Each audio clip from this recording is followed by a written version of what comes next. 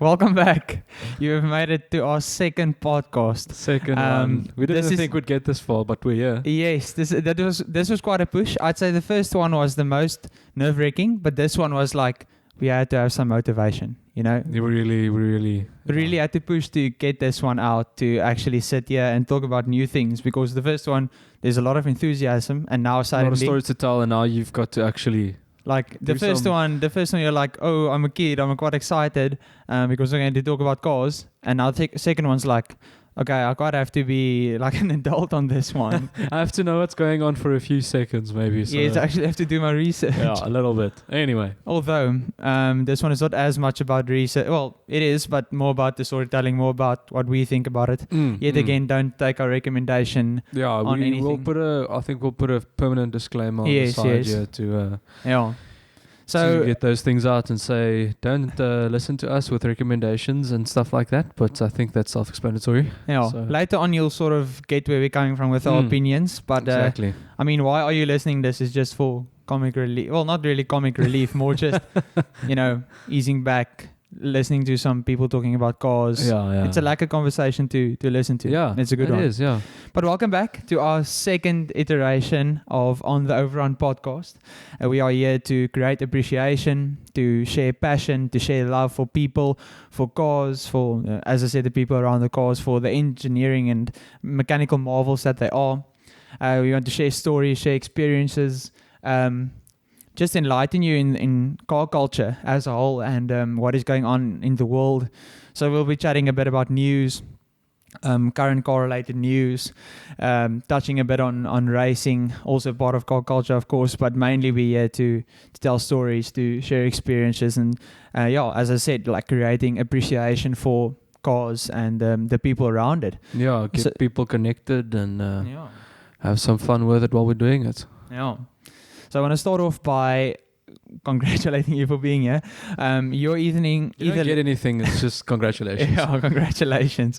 You're either listening on Spotify, Apple Podcast, Google Podcast, or you're watching us on YouTube, which is always so you can see our pretty faces. Yes. We're trying something new with the background, as you see. But watching on YouTube is also beneficial because you get to see images, you get to see us. I can't imagine what kind of image people must have of us when they listen it over like an audio podcast. Some two idiots sitting around and talking about stuff with no idea who they really are. Yeah, I mean, quite a picture in your mind, I would think. For 75% of the time, they speak average English, and then the rest of the time. Exactly. So also part of the disclaimer, we do live in South Africa, and our home accents didn't give that away. I mean, technically, we've got the second or third most attractive accent. Apparently. Second. First is Spanish. Okay. Here we go. Yeah, but we aren't here to talk about languages, I promise. But so some now and then you might hear a word you don't understand, and we do try to minimize that as much as possible. Sorry, I just want to say as well. So in South Africa, there's a lot of things about not talking English or Afrikaans, which is our native language. We have a thing we call mingles. Which is a mixture of Afrikaans and English. Yeah. So it's an interesting thing, but you'll pick up on that later on as we go, and you'll see what it is. But when you start sharing experiences and passion, and so it's not as much about the language and the carrying over of the message. It's more the interpretation thereof, and just the feeling and the love between the people. But that is us. I just also want to mention we are on social media, as a lot of people are these days. Instagram, you can find us. Facebook, you can find us. Twitter, you can find us. TikTok, you may or may not find us. We will see. Of course, on YouTube and so. But go follow our social pages. Please interact. We want to hear your stories. We want to hear your opinions. We'll link them to the video as well, so you can easily access them. Yeah. So go follow us on the socials, as I said. That's where most of the interaction throughout the week will probably happen. And then the podcast being the center point, the main thing. We won't reveal all the secrets or spill all the beans. That won't happen too soon, don't worry. Yeah. So the majority of the meat On the Overrun will probably be on the podcast, which is a good thing. Yeah, I think it's a good thing. But I think let's start with the first topic. So we want to chat a bit about racing. So of course, racing is a massive part. Motorsport is a massive part of cars and car culture and why people like cars. Things like Formula One, things like challenge racing. It comes in many shapes and sizes and forms. You get the weirdest type of racing, like Formula Off-Road, Bar 1000, Dakar, Formula One. It comes in many forms, and like it just suits and caters for the needs of all the car lovers, But yeah, I can think we can chat a bit about the racing at the moment, just to let you know what is going on in the current state of racing. As I said last week, we are in the period of COVID-19, and a lot influences a lot of things in the racing world. Yes, with definitely. Regulations and time frames and all that. And I think the biggest thing for motorsports fans is the issue of the amount of people that you can get to a venue, because it's a big thing. I mean, there's a lot of people going to watch, and now they're trying to minimize that, and it takes away, I think, the whole passion of what racing really is. It's a big thing to adjust to. Yeah, with racing also, it's not like other sports like rugby or soccer where the crowd interacts much more with the competitors, like the players. In racing, you don't really hear. When you're in the Formula 1 car or the NASCAR or whatever it may be, you don't really hear the crowd. You don't really hear what's going on around you because the car is what is going on around you. But it still makes it special getting all the crowd there and just seeing the fans supporting each other, the races and so on. But yeah, I think we start with the main one. Well, according to us, the main one, which is Formula One. This is the epitome of, what motorsport is. And I think it's the biggest, probably. Yeah. A lot of car lovers started their passion for cars because of Formula One, the likes of Mark Webber, Lewis Hamilton when he was young, Michael Schumacher. We have had some legendary races in the years. As you would also remember, the one that recently passed away, Niki Lauda, James Hunt. We've had some great guys. It's a pity for us here in South Africa that we don't have it anymore, because it used to be some good races. Jody Scheckter. But just looking back at all the old races they had at Kyalami and those races, it's quite a scene to experience, and seeing the old Formula One cars. That era of racing for me, I think is very, very. It's rooted in a lot of memories and stuff. And I know I wasn't born in that time, but just looking back at that kind of racing, it really does a lot for someone. Just imagine you lived in the period where they had flat plane crank V12s running the cars.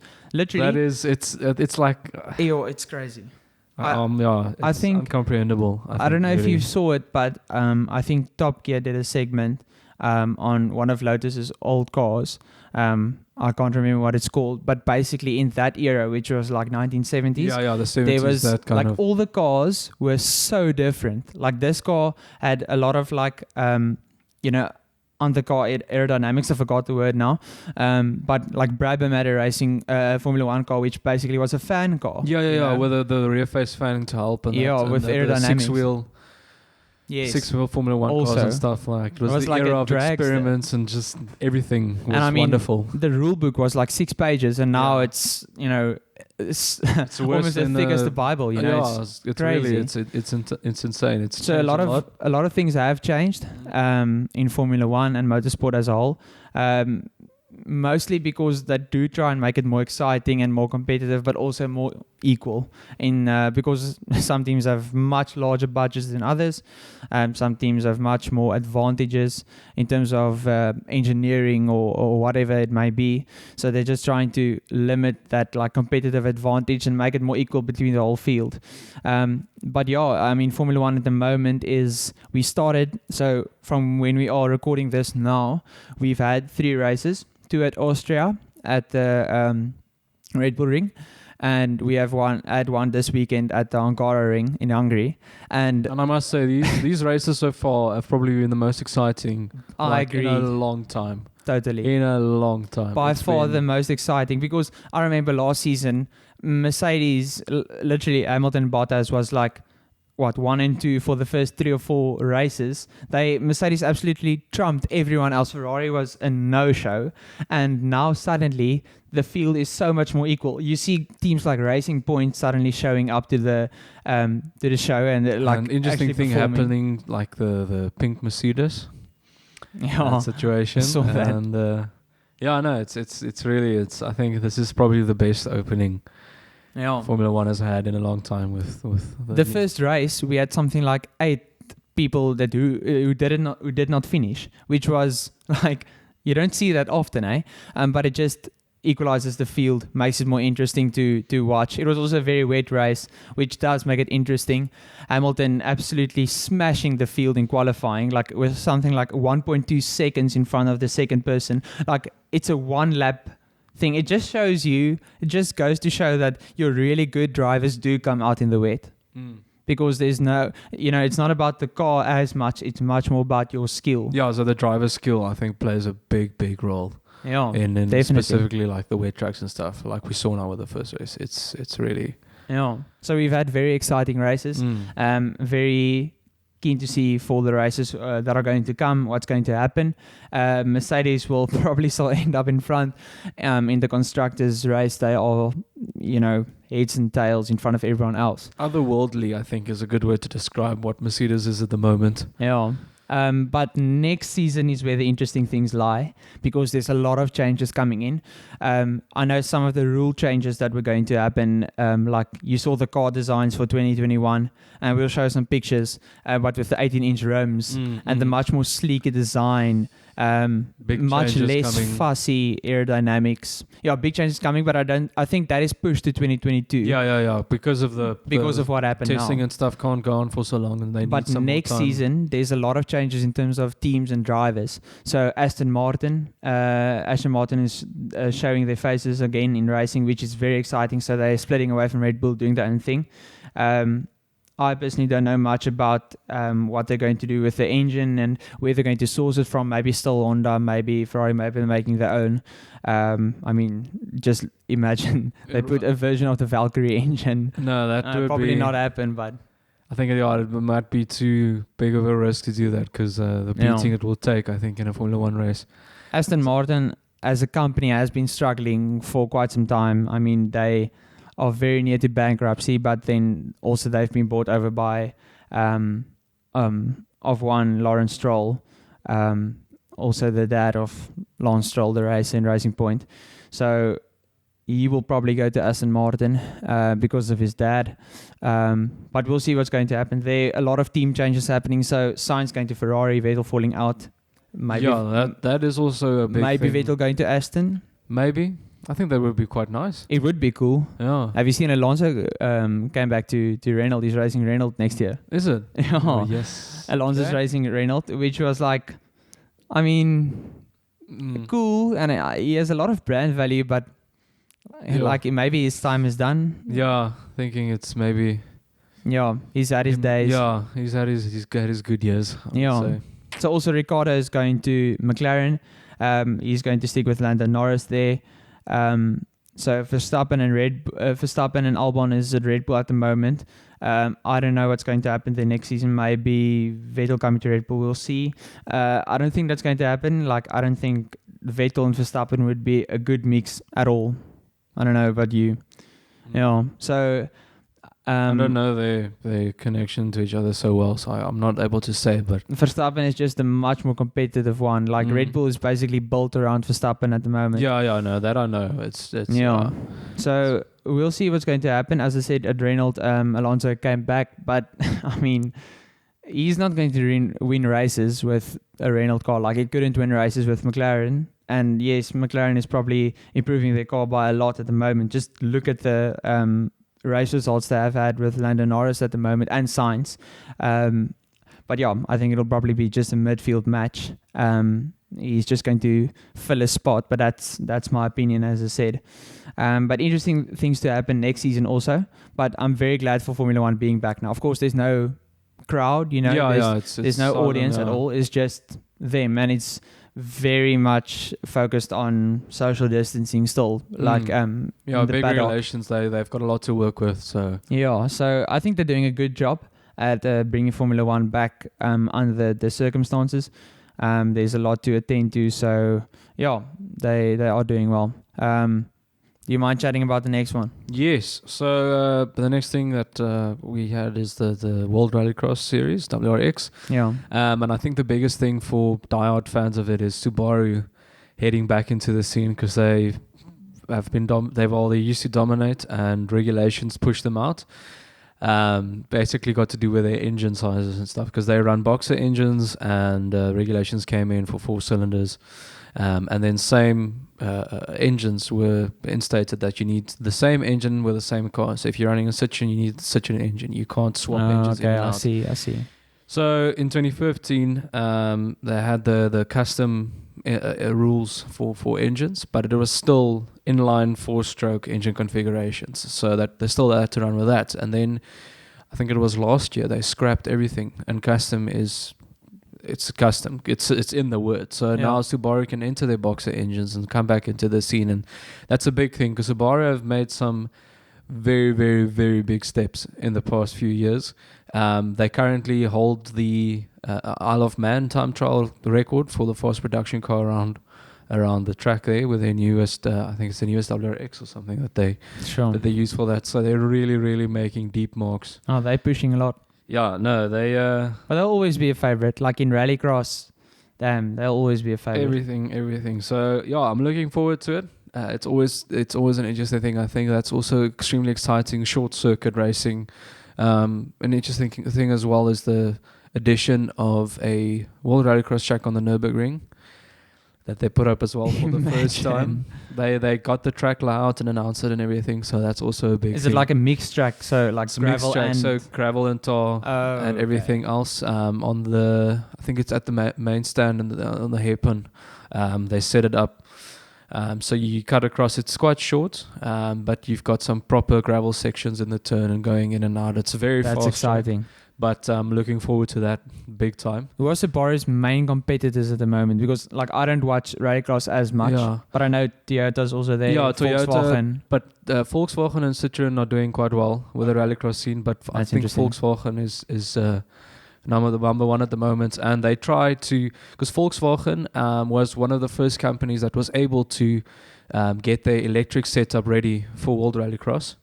And they wanted to do it in this season, but once again, due to the whole pandemic that we have going on in the world, the testing wasn't adequate enough for all the teams to do it. So they pushed it to the next season or the season thereafter, depending on what they're able to do. So Volkswagen, I think, was the only company that was actually ready, taking the technology from the IDR and putting it into their World Rallycross cars. And there was a tender they were fighting for to get electric drivetrains, to just install them into the cars that are already there. So taking an all-electric drivetrain and just swapping it out into a standard rallycross car that you get at the moment. And I think Chrysler is the company. Yeah, Chrysler is the company that won that tender. So they'll start testing and manufacturing drivetrains that you can put into the standard World Rallycross. So you can take, let's say, last season's car or this season's car and just put all electric in it, and then they'll start racing with the normal combustion engines, which will be very interesting as well. Just imagine putting it's like taking Formula E and Formula One and putting them together and saying you're going in the same race. So now they want to take all electric with normal combustion. So it's like taking a 4-wheel drive IDR and putting it against a Subaru with a boxer motor.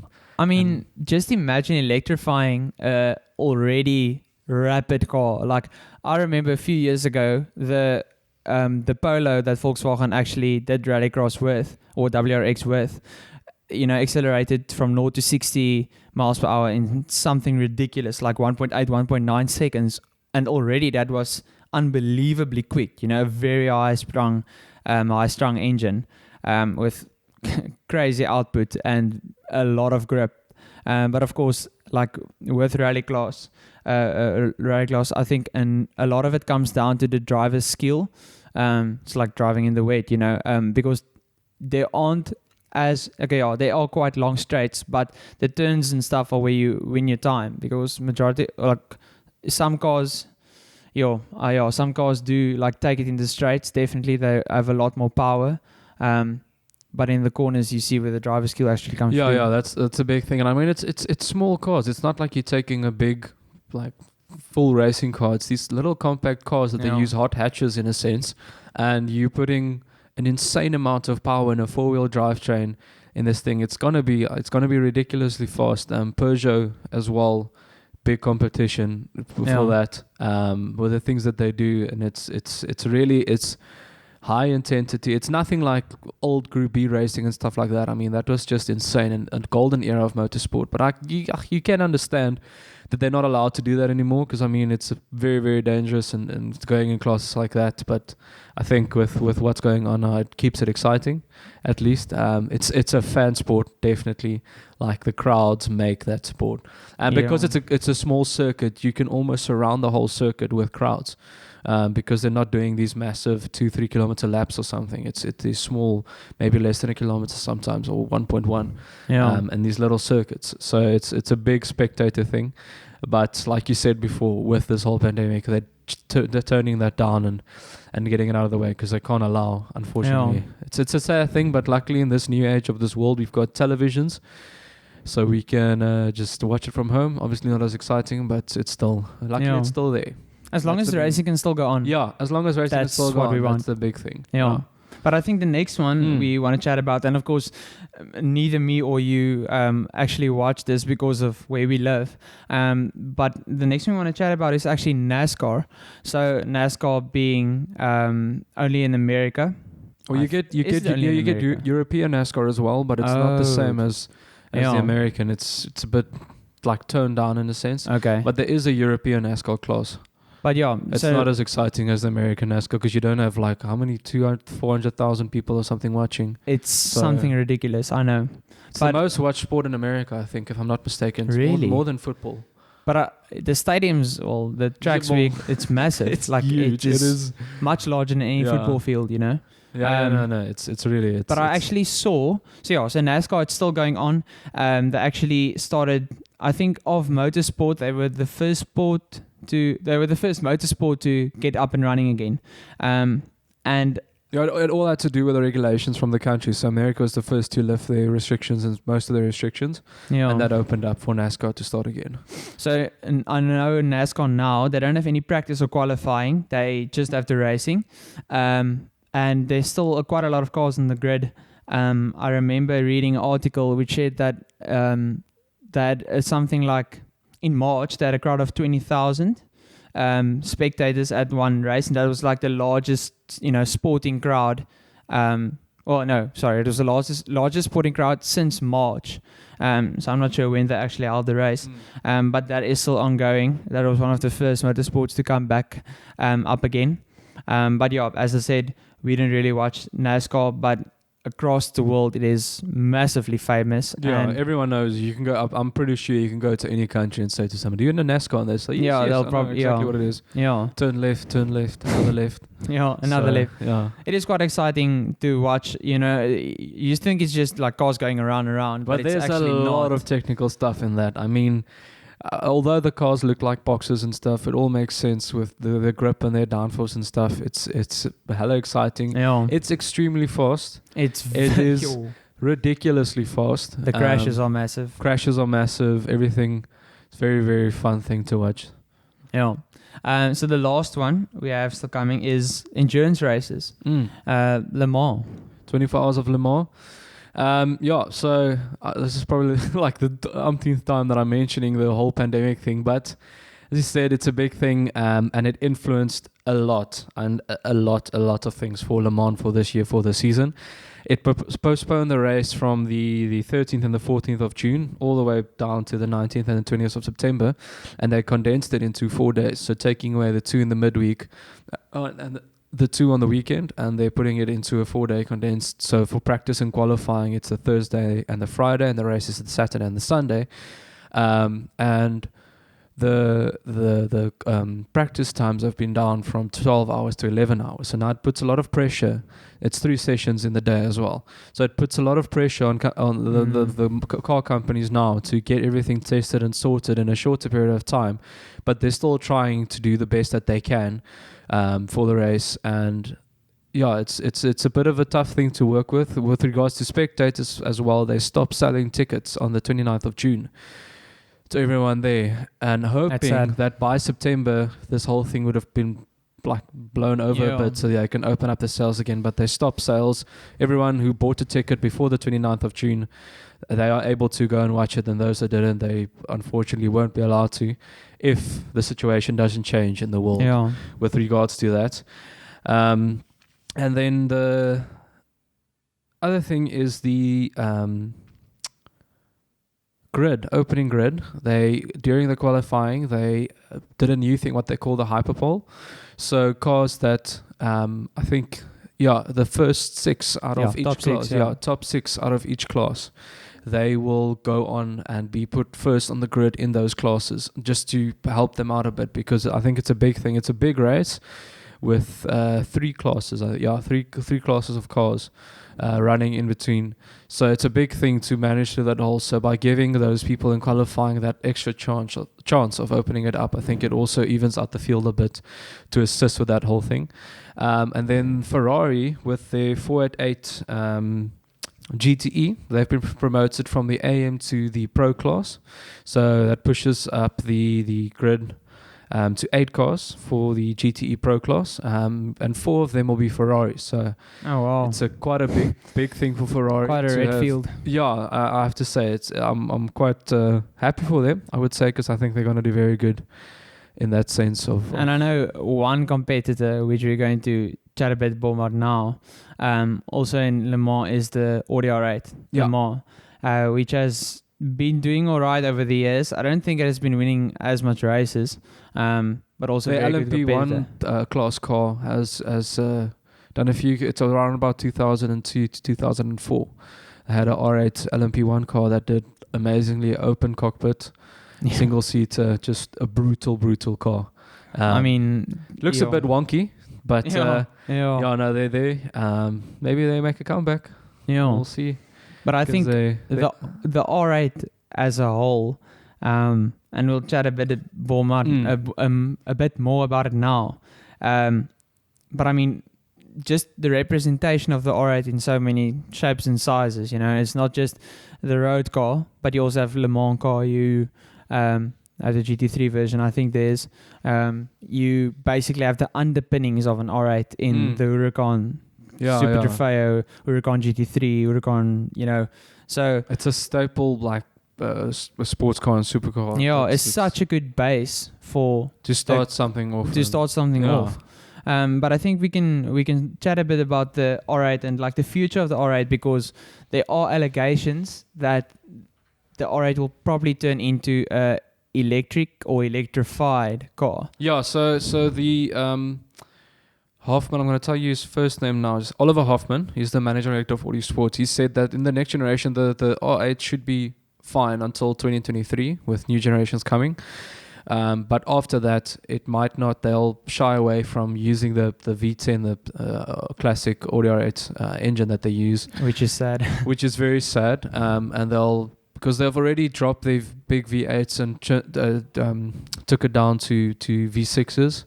So they'll probably drop the V10 and use a V8 or V6 and add some electrical assistance. They said they'll keep they might keep the internal combustion, the normally aspirated engines with electrical assistance, but they won't go full electric just yet. There's been a lot of concepts and ideas that have come out, but for now they'll stay with the classic style of it. And I mean, the Audi R8 struggled a bit with new generations. It's like half the sales. The sales really didn't do well. Second generation, I think that half of the sales that the first generation did, which is sad. It's very sad. It's a stunning car. And it's such a big thing to do, because, I mean, like Iron Man being probably the biggest film character, using the car so much, that speaks a lot of words for what this car is capable of, and also what it looks like. I mean, it's a stunning car. It's a really, really a stunning car. for majority of car people and even non-car people, the R8 is like the poster car. Yeah, especially the first generation. Yeah, first generation, it's the classic style of the R8s, and a lot of people know that. I mean, ask a lot of your friends who don't really know cars. They'll be like, what's your dream car? It'll be R8. Audi R8, yeah. And a lot of it. And I think it's got to do with being so long. It's been with us for so long. It's looked relatively the same through all its years. Even with the GT and all the iterations that they do of it, the e-tron, everything it's still the classic. You can still see it's an R8. They had the Audi Le Mans concept in 2003. This was the first, sort of concept that introduced the future of their sports car.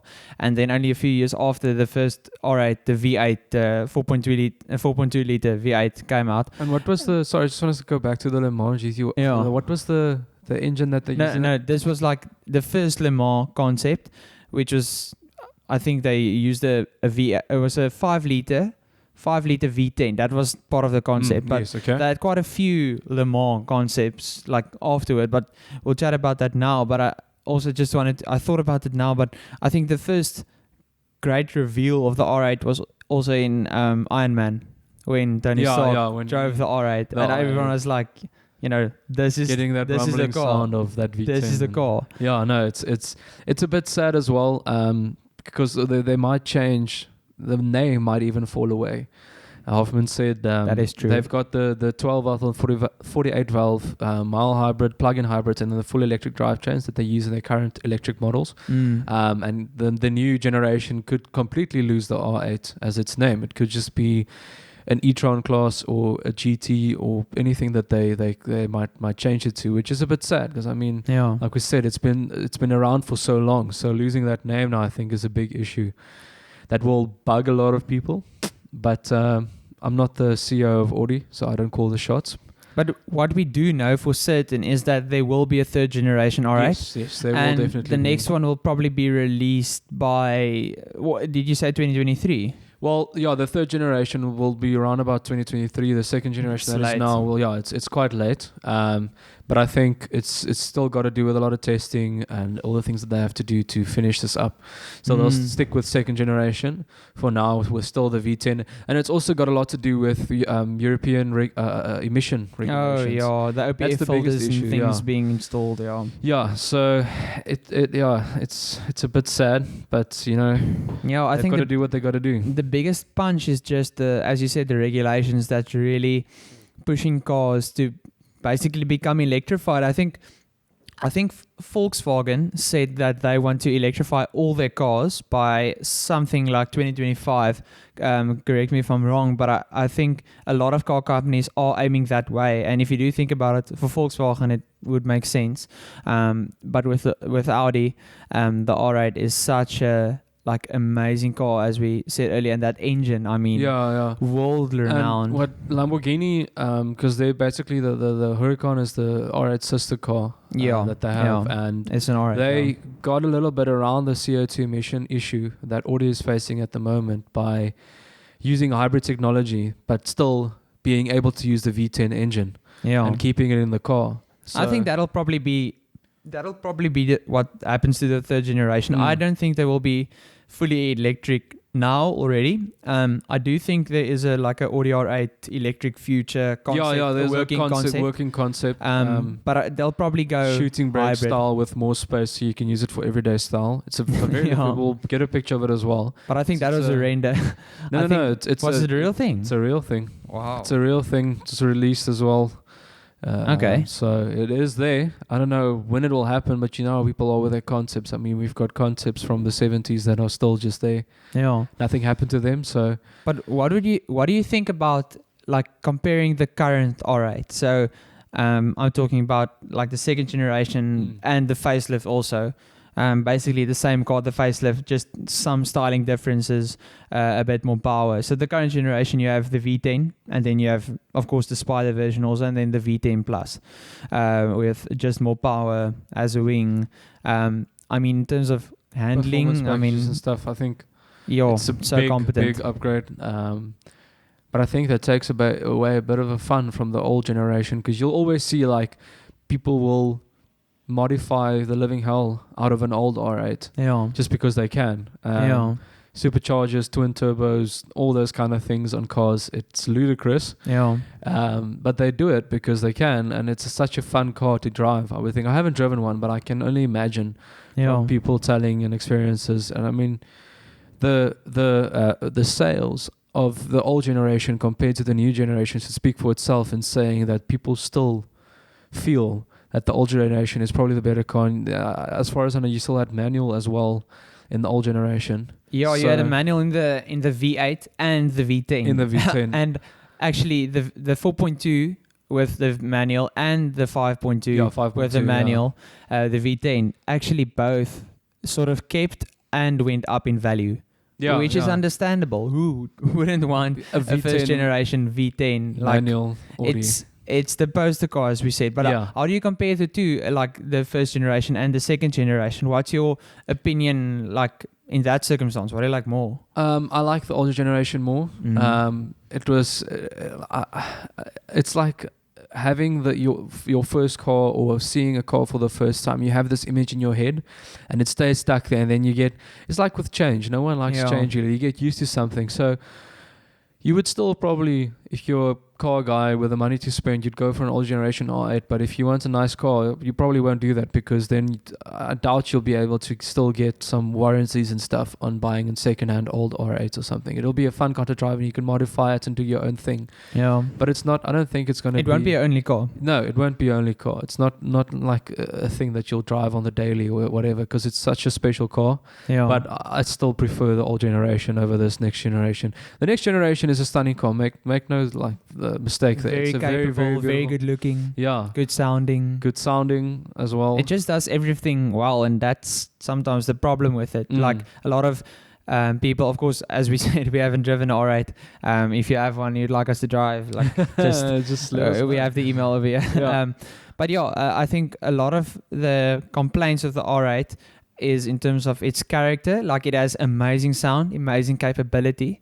But because it's an Audi, it's like the A5, it's like the A6, it's like the A3. It's just good at everything it does. It doesn't make mistakes. And that's why some people do prefer the Huracan over the R8, because it just has a bit more emotion. You know, it evokes a bit more character, which actually makes it attractive proposition for your petrol age. That was a big thing when they dropped the V10 out of most of the models and started adding the V8s and using that more frequently, because you get a lot more V8s on the other Audi models. The other model, and taking that V8 and they're taking it out of the older cars and only keeping it for A6, A7, and A8, and it's falling away a bit, which is sad. It's understandable that they have to do, and I mean, we have to adapt. It's happening with everyone. So Mercedes with the CC3 probably going to be a 2-liter 4-cylinder, electrified hybrid.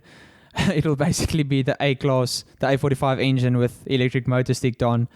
And so it'll have the same power, but I think the whole sound and the experience of dropping from a V8, you are not going to have the same experience. No, never. So it's happening with cars, and as we saw with the Porsche Taycan, like, electric cars can be exciting, but it's probably going to happen with the R8, and we'll see how they adapt.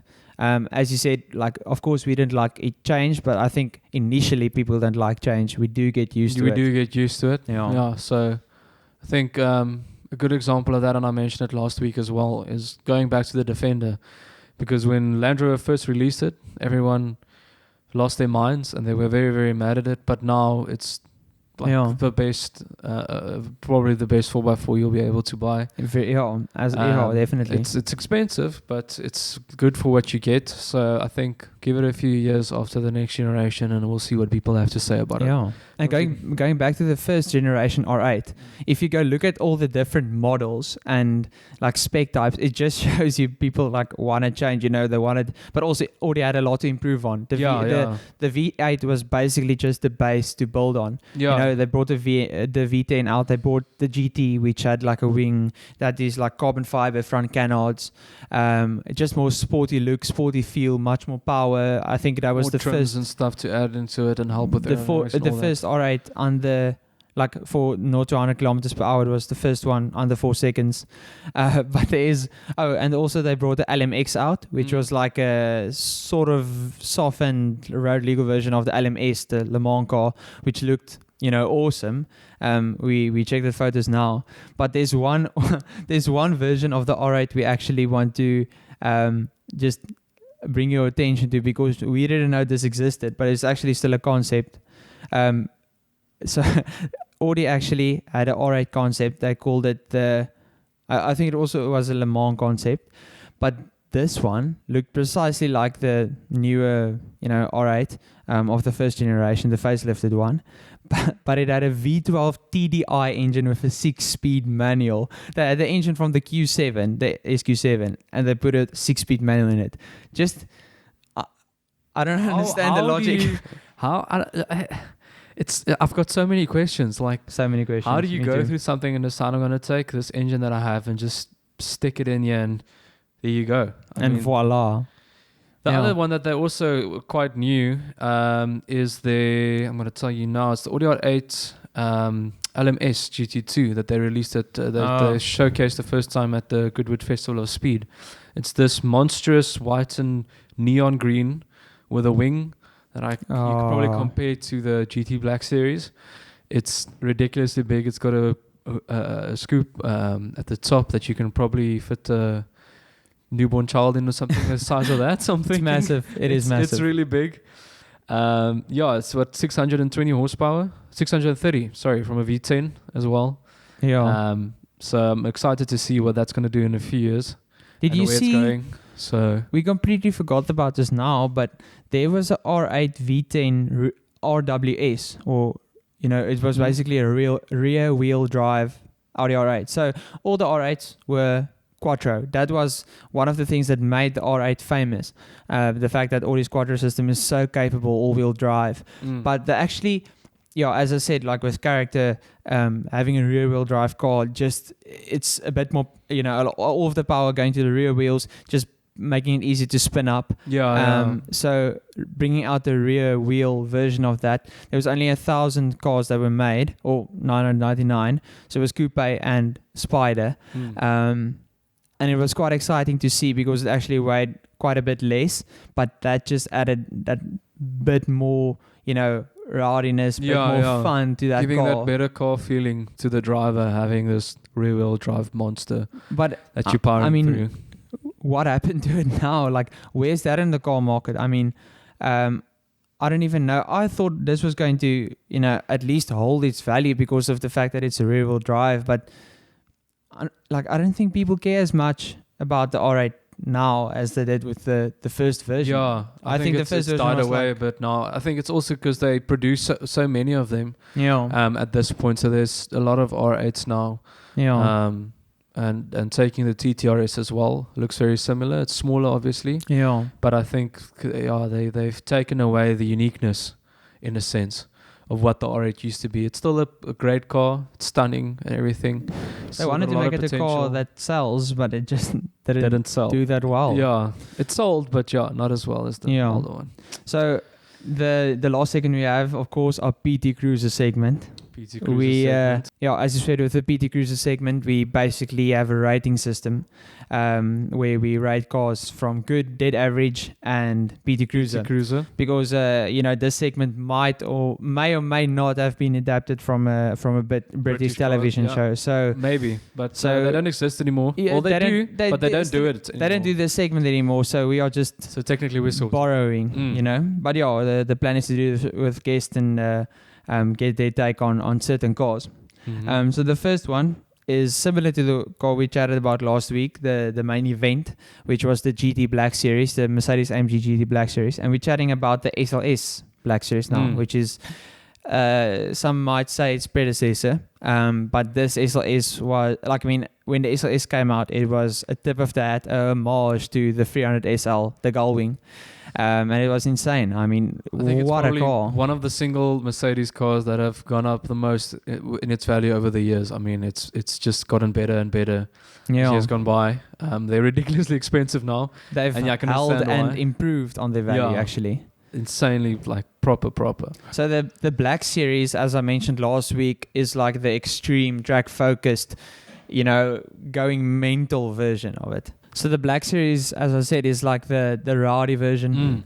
It's the almost childish, bit more track focused.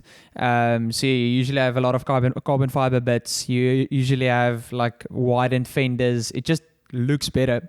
And comparing this SLS Black Series to the GT Black Series, it's definitely a much more subtle car, like a subtle change from the SLS to the Black Series. To the Black Series. But it looks better. Yeah, it does look a bit better. It's quite boxy, I would say, but it looks good. It's not like it's bulky. It's bulky. It's in a good car sense. It's fat. Yeah, it's really. Yeah. It's and people do some interesting things with their cars, like a certain person in the United Kingdom recently did some modifications to his SLS. Does look good. Does look good. I do like it. So we're chatting about the YouTuber called Shmee150, and he has a Black Series which actually painted from grey to a very nice blue, and he also put silver wheels on, replaced the black wheels he had. But it's a bit extreme. It is extreme. But for him, obviously, it's his car.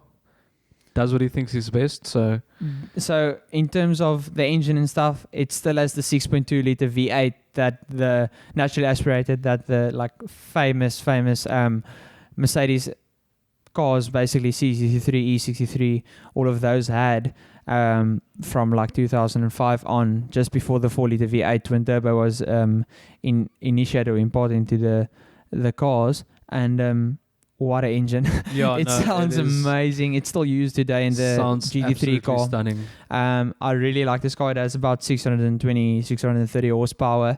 Really powerful.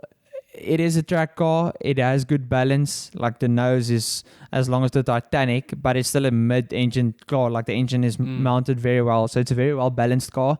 I think it must be such an interesting and almost weird experiences adapting to, turning in with a car where the wheels you can't even so see the far. bottom, like the front of the nose, because it just keeps going and going. Yeah. I think it must be quite an experience to experience something like that. And also, interesting, this is one of the very few Mercedes cars that actually went up in value. But this thing didn't just keep its value; it doubled its value. It's ridiculous. It's really it's insane. I think its starting price was something like £229,000 pounds. I apologize for working in pounds. But it's 300. It's like 50, even I think. more. Like in dollars, it's like 500,000 to 750 for a very, very like a mint example. So the car has definitely gone a lot up in value, but for a reason. It's such an awesome car with such a good sound, so much character. Who doesn't want to drive with the doors open? Exactly. Yeah. I mean, how can you not want that? Yeah. So for that we say, cool. Very easy. Very easy game. Okay. The next one. The next one we have is the Porsche Panamera Turbo SE Hybrid. The longest name any Porsche has ever got, I'm pretty sure of it. I mean, the most ridiculous. Can we say it's a family car? Yes. Yes, okay. Probably the most ridiculous family car on the market at the moment. You can even take your dog. Yeah, you can even take your dog. I mean, it's got a 4-liter V8 engine, 404 kilowatt, and then combining that with a 100 kilowatt motor for 504 kilowatts, 677 horsepower out of a 4-door 5-seater. I mean, it looks stunning.